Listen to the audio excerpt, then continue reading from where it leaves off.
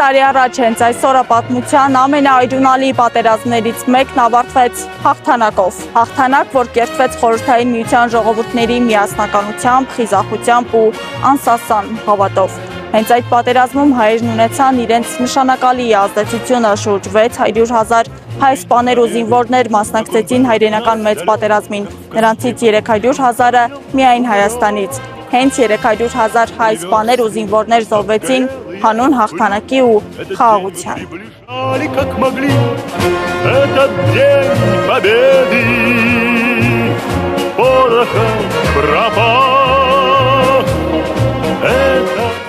Մայիսին Գյումրու Մայր Հայաստան հուշահամալիրում մշտապես մարդաշատ է։ Այս տարին եւս բացառություն չէ։ Հարյուրավոր մարդիկ են հավաքվել ծաղիկներ խոնարհելու ու հարգանքի տուրք մատուցելու այն զոհերի հիշատակին, ովքեր կերտեցին այս հաղթանակը։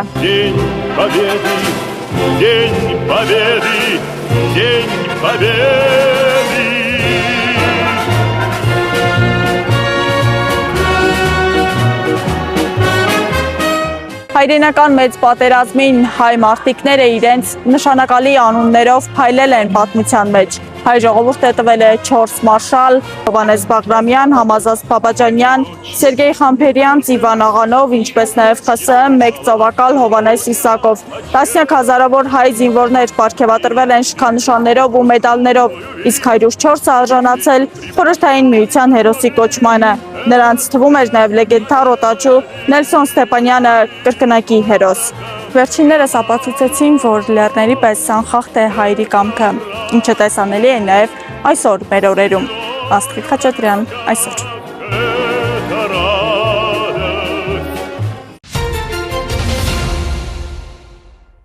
Հաղթանակի ու խաղաղության տոնի առթիվ Հանրապետության նախագահ Վահագն Խաչատուրյանը երկրի բարձրագույն ղեկավարության հետ այցելել է հաղթանակ զբոսայգի, հարգանքի տուրք մատուցել հայրենիքի պաշտպանության եւ խաղաղության համար զոհվածների հիշատակին։ Հանրապետության նախագահի անունից ծաղկեպսակ է զետեղվել անհայտ զինվորի հուշակոթողի մոտ։ Նախագահը ծաղիկներ է դրել զոհվածների հիշատակը հավերժացնող անմար կրակի մոտ։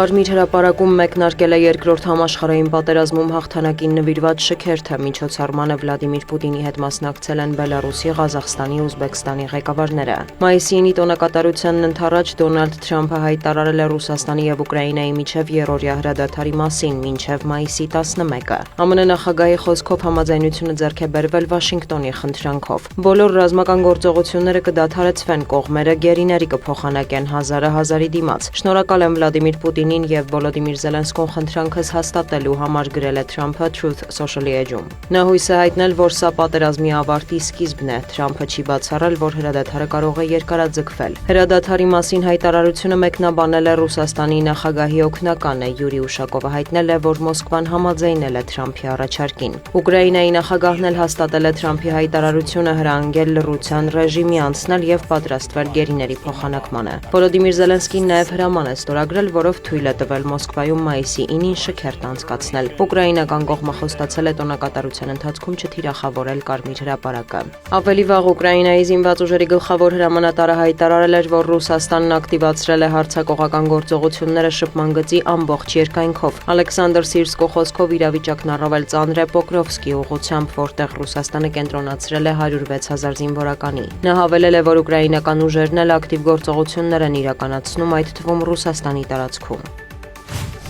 Եվրահանձնաժողովի խոսնակ Արիանա Պոդեստան հայտնել է, որ Եմեն մտադիր է Ռուսաստանի հետ բանակցությունների համար միասնական ներկայացուցիչ նշանակել։ Ակնկալվում է, որ նա պետք է քննարկումներ անցկացնի ռուս-ուկրաինական կարգավորման թեմայով։ Ռուսական մամուլն էլ վկայակոչելով իր աղբյուրը գրել է, որ ԵՄ երկրները Ռուսաստանի հետ բանակցությունների հեռանկարի վերաբերյալ առաջին քննարկումը կունենան մայիսի 27-ից 28-ը Կիպրոսում ԵՄ արտաքին գործերի նախարարների ոչ պաշտոնական հանդիպման ժամանակ։ Ավելի վաղ Եվրոպական խորհրդի նախագահը հայտարարել էր, որ Եվրամիությունը ցանկանում է բանակցել Վլադիմիր Պուտինի հետ։ Անտոնիո Կոշտայի խոսքով ԵՄ երկրները նման ներուժ ունեն եւ այդ հարցում վայելում են Զելենսկու աջակցությունը։ Նա տեղեկացրել է, որ ներկայում շփումների մեջ է միության 27 անդամների ղեկավարների հետ, հասկանալու թե ինչ պետք է քննարկեն Մոսկվայի հետ, երբ ժամանակը գա։ Նա վստահեցրել է, որ ԵՄ-ն մտադիր չէ միջամտել ԱՄՆ-ի միջնորդությամբ նախաձեռնված բանակցություններին։ Մոսկվայից արձագանքել են Ռուսաստանը պատրաստ է Եվրոպայի հետ երկխոսության, բայց նման շփումներ չի նախաձեռնի։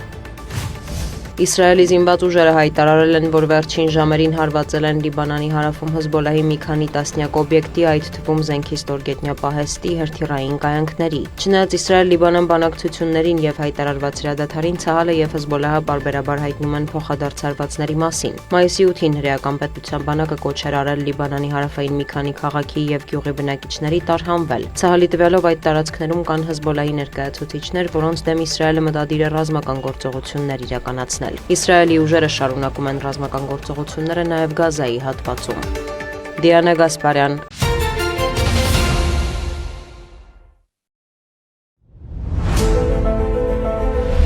Իջևանի քաղաքային զբոսայգին, որ բաժան էր արվել կառուցապատման իրավունքով տրվել մասնավորին, նորից հիմա վերադարձվել է համայնքին։ Մեկի հարցը լուծվել է դատախազական ներգործությամբ, մյուսները Իջևան համայնքի փաստացի տնօրինմանն են վերադարձվել դատարանի վճիռներով։ Ընդհանուր առմամբ Իջևանի քաղաքային զբոսայգին բաժանվել էր 17 առանձին հողակտորների, ամենամեծը 1500 քառակուսի մետր, ընդհանուր մինչև 12 քառակուսի մետր, եւ դրանք համայնքի ղեկավարի կողմից կառուցապատման իրավունքով տրամադրվել էին 17 տարբեր անձանց։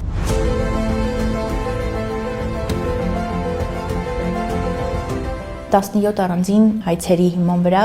17 դատական գործերի քննության եւ լուծման արդյունքում հնարավորություն ունեցանք զբոսայգին վերադարձնել համայնքի փաստացի տիրապետմանը։ Համայնքին վերադարձված տարածքներում հիմա շինարարություն է, գործը տեղական իշխանությունն է անում իջևանցիների համար ապահովելու բարեկարգ պայմաններ։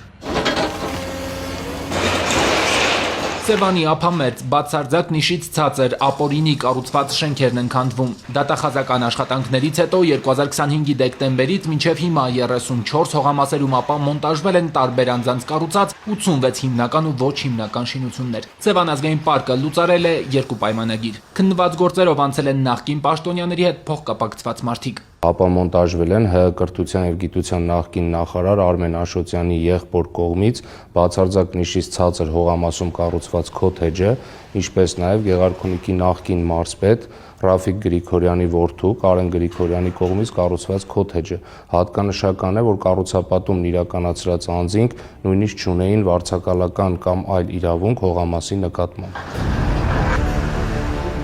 Քանդվել է նաև նախկին ոստիկանապետի առանձնատնային հատվածները, որոնք եղել են բացարձակ նիշից ցածր տարածքներում։ Անթույլատրելի են բոլոր այն կառույցները, որոնք ջրածածկի դեպքում կարող են վնասել Սևանալճի էկոհամակարգը։ Դատախազության կողմից ոչ միայն ներկայացվել են միջնորդագրեր եւ այդպիսով սահմանափակվել դատախազական ներգործությունների կիրառումը,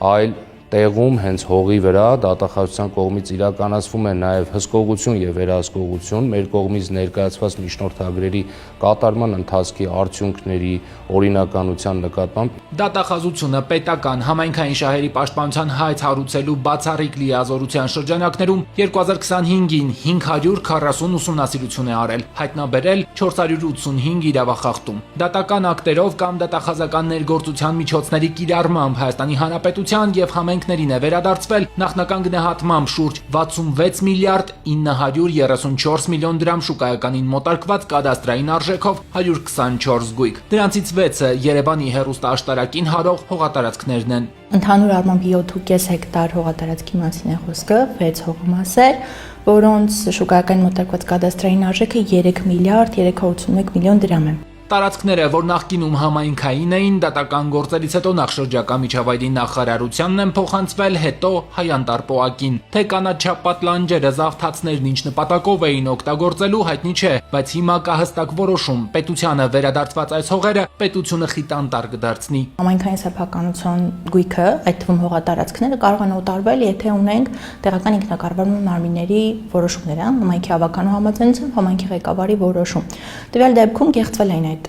իրավական ակտերը, այսինքն ունեն կեղծ կայականներ, կեղծ պայմանագրեր, քաղաքապետի կեղծ որոշումներ։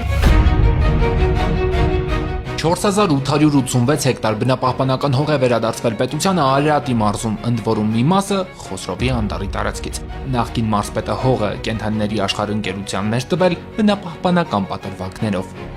2006 թվականից սկսած անտառային հողատարածքները փաստացի պետք է օգտագործվեն կենդանական աշխարհի վերարտադրության նպատակով, սակայն դրանք իրենց նպատակային նշանակության չեն օգտագործվել։ Ուսումնասիրությունների արդյունքում ձեռբերված խախտումների հիման վրա ներկայացվել է նաև հանցագործության մասին հաղորդում, որի հիման վրա հակակոռուպցիոն կոմիտեում նախաձեռնվել է քրեական վարույթ։ Սուրենավանի նախկին համայնքապետը մանկապարտեզի շենքներ ապօրինի օտարել, Նարեկի նախկին համայնքապետը մշակույթի տունն ու հարակից հողամասը։ Դատախազական աշխատանքներից հետո համայնքային գույքերը հաջողվել է վերադարձնել արդեն խոշորացված համայնքներին՝ Արարատին ու Արտաշատին։ Իրականացված ուսումնասիրություններով փաստվել է, որ համայնքի նախկին ղեկավարների կողմից համայնքին փոխանցված գույքերը օտարվել են վերջիններիս հետ փոխկապակցված անձանց, մասնավորապես մի դեպքում Սուրենավան համայնքի մանկապարտեզի շենքը օտարվել է խնամուն, իսկ մյուս դեպքում Նարեկ համայնքի ղեկավարի կողմից համայնքին փոխանցված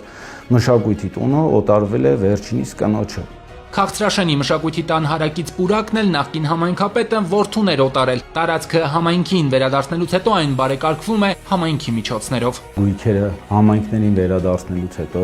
դատախազությունը շարունակել է ցուցաբերել անհրաժեշտ հետևողականություն, որպեսզի նշված գույքերը օգտագործվեն հանրային բարիքների համար։ Ջրաշենի նախկին ղեկավարն էլ որոշել էր, որ գյուղին մանկապարտեզի շենք պետք չէ, այն վարձակալությամբ էր հանձնել գյուղնշանակությամբ աշխատանքների համար։ Շենքն ու հարակից հողատարածքներն արդեն նորից համայնքինն են։ 20 տարուց ավելի ջրաշենցի փոքրիկները հարակից համայնքների մանկապարտեզներ էին գնում։ Հիմա գյուղը սեփականն ունի, որ նորոգվում է սուբվենցիայով ու շուտով 120 երեխայի կընդունի։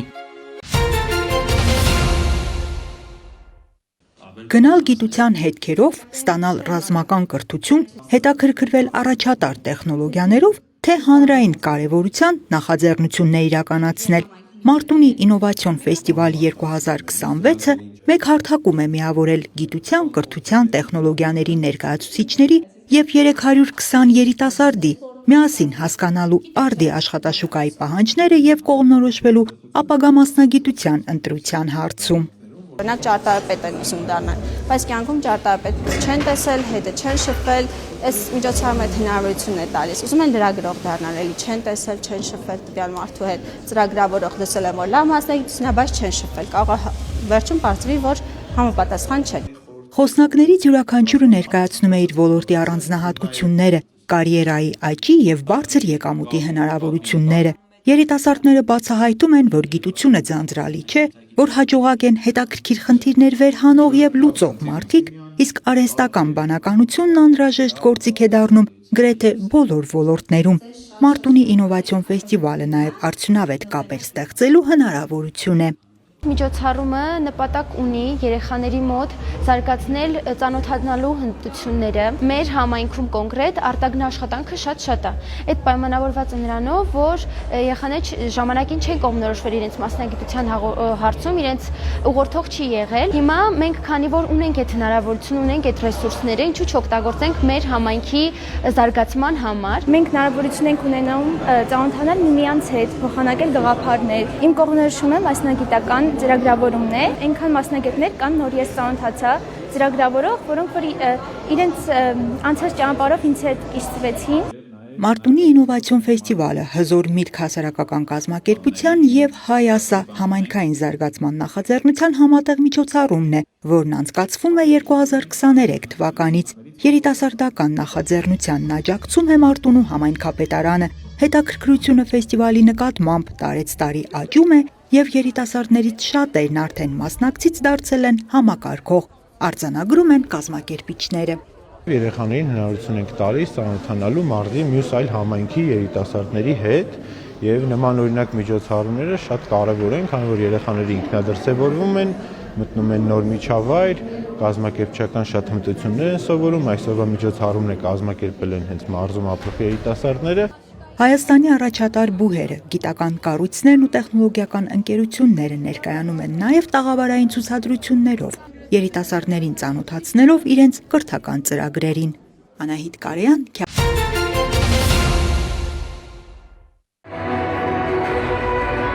Երրորդ տարին անընդմեջ Կապանում անցկացվում է մարմնամարզության մանկապատանեկան մարզադպրոցի սպորտային ակրոբատիկայի առաջնությունը։ Կապան, Երևան, Գյումրի եւ Վանաձոր քաղաքներից 100-ից ավելի մարզիկներ հավաքվել են մարզկենտրոնում։ Այս տարի ակնկալում եմ լավ մասնակցություն ցուցաբերել ու ցանկալի է գրավել մրցանակային տեղեր։ Տարիքն է փոխվում եւ պետք է մեր վարժություններն է բարթանա ու փորձում ենք ամեն ձև այնպես անենք, որ ավելի լավ արդյունք ձեռք բերենք ու իհարկե փորձ ենք ձեռք բերում ամենակարևորը։ Այսօր ամրություններից կարծում եմ, որ գեղեցիկ կատարենք ու բոլորին մաղթում եմ հաջողություն։ Կապանի համայնքապետարանի նախաձեռնությամբ անցկացվող միջոցառումն ավելի է զարգանում եւ գրավում է սպորտի սիրահարներին։ Տարի էլ ավելի մեծ շուկով է կազմակերպվում այս միջոցառումը, ինչը շատ կարևորում եմ եւ էլ ավելի կազմակերպված, էլ ավելի գեղեցիկ եւ նախատեսում ենք, որ այս միջոցառումը դարձնենք միջազգային կարգի։ Սա է կարևորը, հենց որ նոր շունչ տանք Կապան քաղաքում այս գեղեցիկ մարզաձևին։ Առաջնությունը մեծ նշանակություն ունի հենց Կապանի մարմնամարզիկների համար։ Այդ կերպ նրանք կպատրաստվեն միջազգային ասպարեզ դուրս գալուն, նշում է սպորտային ակրոբատիկայի հավաքականի գլխավոր մարզիչը։ Այս տարի ավելացրան նույնիսկ Վանաձոր քաղաքը, որը շատ ավելի ուրախալի է։ Ինձ թվում է գնալով ավելի կշատանան մեր քաղաքները ու մարզիկների մոտ փորձի փոխանակում, վարպետության բարձրացում, տարեստարի ավելի լավ կերևա։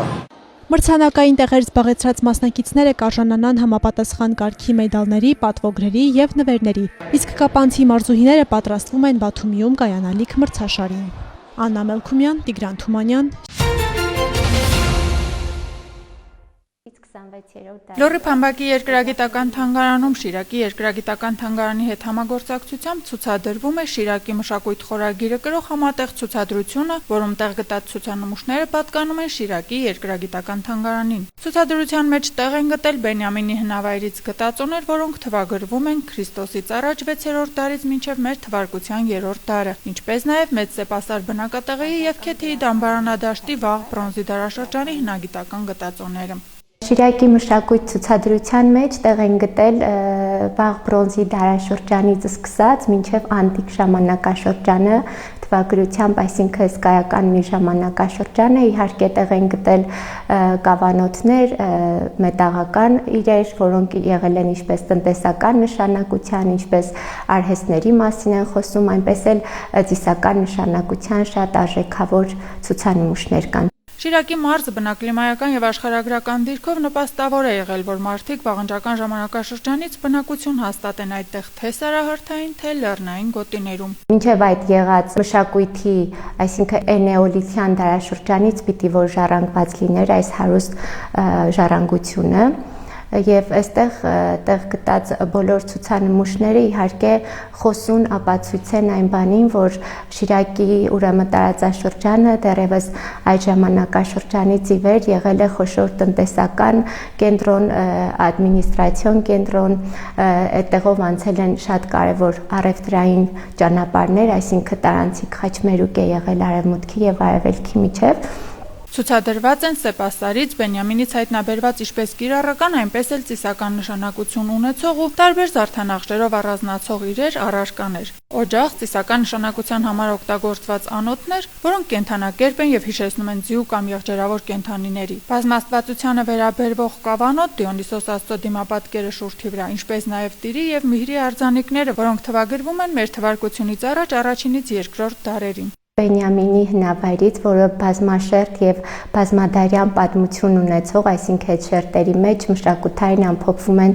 մի քանի հազարամյակներ, թվագրվում է Քրիստոսից առաջ 6-րդ դարով մինչեւ մեր թվարկության 3-րդ դարը եւ Աքեմենյան Պարսկաստանի տիրապետության ժամանակաշրջանն է ընդգրկում եւ հելլենիստական ժամանակաշրջանը արդեն։ Կարող ենք նշել Սեպասարի բնակատեղին, որը վաղ բրոնզեդարյան բնակատեղի է եւ այդտեղ շատ հետաքրքիր եւ այդ ժամանակաշրջանի համար չկրկնվող արդյունք է հայտնաբերվել պեղումների արդյունքում։ Բլրի վրա է եղել սրբավայր քառակուսի տրամագծով եւ այդտեղ հայտնաբերել են հնագետները 7 գայլերի զոհաբերության թաղման ծես։ Այս ժամանակաշրջանի վերաբերյալ նման տեսարան այլևս որևէ տեղ չեն հանդիպել։ Առանձնահատուկ են մեր թվարկությունից առաջ թվագրվող իրերը 12-ից 9-րդ դարերի նետասլաքներ, տարբեր ժամանակաշրջանի պերճանքի առարկաներ, կնիքներ, հայելի, դուր, սրինգ եւ այլն։ Ըստ ունեցած գտածոների Լոռու եւ Շիրակի տվյալ ժամանակաշրջանի մշակույթը ունեն եւ նմանություններ եւ տարբերություններ։ Քանի որ ներկա պահին ունենք նաև Լոռվա տվյալ ժամանակաշրջանի մշակույթը ներկայացված եւ Շիրակին է, երբ որ համեմատականներ ենք անցկացնում, օրինակ վաղ բրոնզեդարյան կավանոթների մեջ իրենք տեսնում ենք, որ նույն ձևվածքն ունեն, նույն ծիսական կիրառությունն են ունեցել, նույն մետաղական փայլով են առանձնանում եւ իհարկե այս առումով նմանություն կա, բայց որ գալիս ենք արդեն ավելի ուշ ժամանակաշրջան, այսինքն միջին ուշ բրոնզ երկաթի տարբերություններ կան իհարկե։ Լոռեում այցելուները հնարավորություն ունեն ծանոթանալու եւ հաղորդակից դառնալու Շիրակի բազմադարյան հարուստ ժառանգությանը մինչեւ հունիսի 10-ը։ Աշխեն Սուքիասյան, Հայկ Վարդանյան։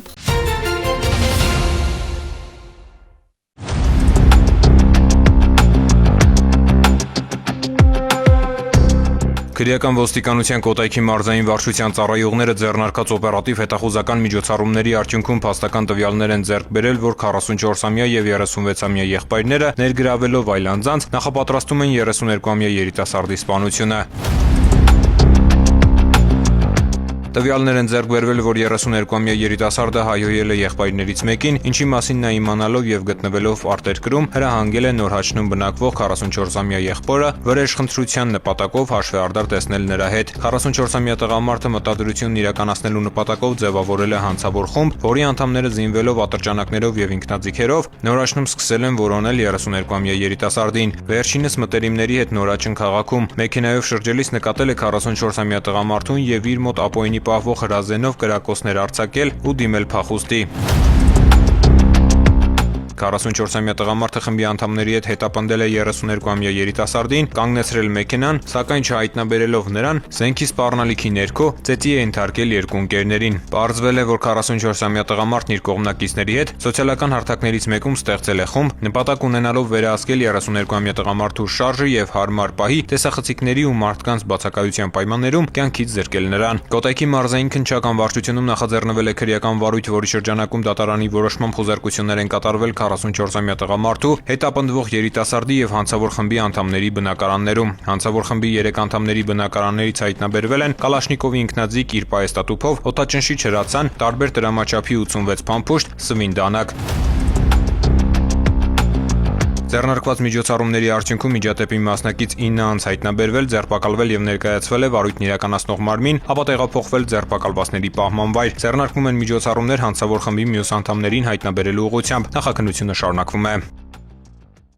Երևանի Գարեգին Նժդեի փողոցում գտնվող նախկին հայրենիք կինոթատրոնի շենքի պատին 9 քառակուսի մետր չափով փակցված է եղել կուսակցություններից մեկի գովազդային պաստառը, ինչը չի համապատասխանել գովազդի մասին օրենքի չափանիշներին։ Մայիսի 7-ին ժամը 15-ի սահմաններում Երևանի քաղաքապետարանի Շենգավիթ վարչական շրջանի աշխատակազմի առևտրի ծառայության եւ գովազդի բաժնի մասնագետները փորձել են ապամոնտաժել պաստառը, ինչի ընթացքում շենքի սեփականատերը երկու անձանց հետ կոպիտ կերպով խախտելով հասարակական կարգը հնչեցրել են հայհոյանքներ, հարվածներ հասցրել վարչական շրջանի աշխատակիցներին, պատճառելով մարմնական վնասվածքներ։ Համայնքային ոստիկանության Շենգավիթի բաժնի ծառայողների անհետաձգելի ձեռնարկած օպերատիվ միջոցառումների շնորհիվ 67 եւ 50-ամյա տղամարդիկ հայտնաբերվել եւ ձերբակալվել են, իսկ 29-ամյա երիտասարդն ինքնակամ ներկայացել է բացատրական աշխատանքի արդյունքում։